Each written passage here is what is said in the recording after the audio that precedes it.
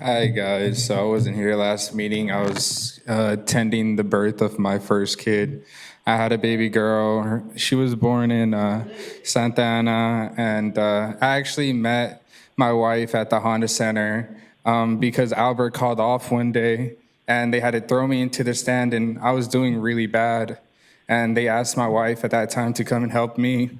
It was just a pizza stand. You just load it into the oven, and it's just really special memory to me now because Albert really played a hand in all moments in my life.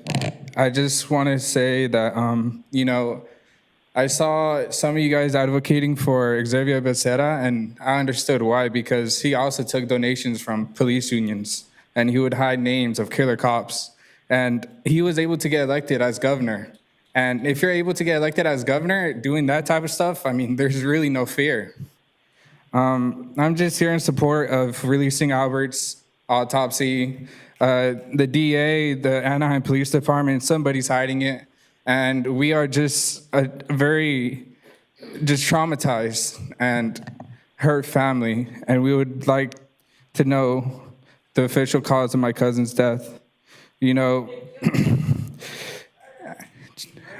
I would just like to talk about Nathan Garcia and his getaway driver. I mean, that's what it is. He's a getaway driver.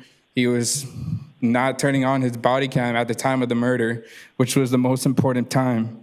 If you were going to be there to witness a murder, at least turn on your body cam, because now it turns into a he said, she said with Albert's 14-year-old cousin who had to witness him getting murdered. It's very traumatizing to think that Mikey is the only source of info we have that night. Because who are we going to talk to? We're going to talk to Nathan Garcia's partner. He's not going to tell us the truth. We don't know what happened.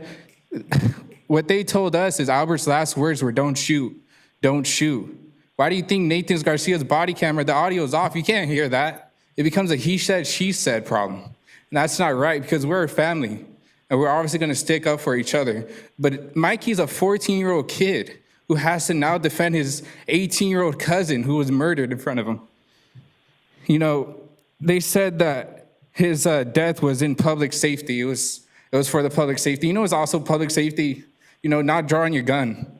Hey, that's terrifying.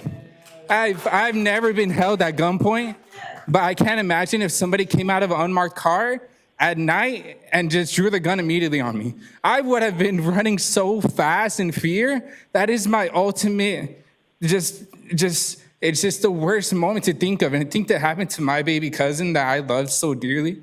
I would play video games with him every single night. He would ask me to get on Fortnite or whatever. I can't do that anymore. Thank you. Our next speaker, Pro Arzola, Art Castillo.